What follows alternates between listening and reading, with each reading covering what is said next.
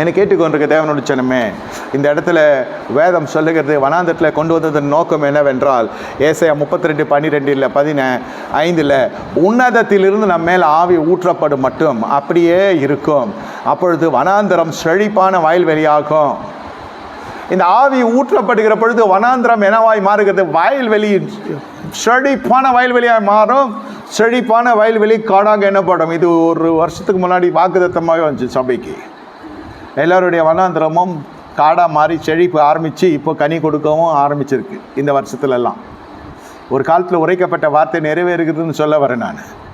உன்னதத்திலிருந்து நம் மீது ஆவி ஊற்றப்படும் மட்டும் அப்படியே இருக்கும் என்று வேதம் சொல்லுகிறது. ஏன்? அந்த ஆவி ஊற்றப்பட்டால்தான் வனாந்திரத்தில் நியாயம் வாசமாக இருக்கும். செழிப்பான வயல்வெளியில் நீதி தங்கி தரிக்கும். 16வது வசனம் சொல்லுகிறது. ஏசாயா 32:16 இப்படி சொல்லுகிறது. ஆவி ஊற்றப்பட்ட பிறகு செழிப்பாக மாறும். செழிப்பு வந்தோடனே ஆள் அட்ரஸ் இல்லாத போயிடக்கூடாது, திரும்பி பாராமல் போயிடக்கூடாது. நோவின் பழையில் விட்ட காக்காவும் போச்சு ஒன்றும் பிரயோஜனம் இல்லை. புறா போய் ஒலிய மலை இலையை கொத்தி கொண்டு வந்து நிற்கிறது. இவ்வளோ நாள் நம்மளை காப்பாற்றினார் எஜமான் என்று சொல்லி அது நன்றி உள்ள இருதத்தோடு புறா போகிறது வருகிறது. இந்த இடத்துல என்ன சொல்லுகிறது? வனாந்திரத்தில் நியாயம் வாசமாக இருக்கும். வனாந்திரமாக தான் இருந்துச்சு வாழ்க்கை. தேவனுடைய ஈடு கர்த்தர் நம்முடைய வாழ்க்கையில் ஈடுபட ஆரம்பிக்கிறார், குறுக்கிட ஆரம்பிக்கிறார். அவர் விரும்புகிற வண்ணமாக ஏற்றுக்கொள்ளுகிறோம்.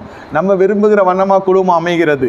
உலகமே பார்த்து என்று வியந்து அந்த மனுஷனோடு கூட அவனுடைய மனைவி போகிறது. ஈசாக்கும் ரெபேக்காலும் விளையாடினா அபிமெலேக்கு எட்டி பார்க்குற அளவுக்கு ஆயிடுச்சு. ஏன்? அவன் பெண்ஜாதி, அவன் பிள்ளைங்க, அவன் குடும்பம். நீங்கள் சந்தோஷமாக இருக்கிறதை விரும்புகிறதல்ல உலகம்.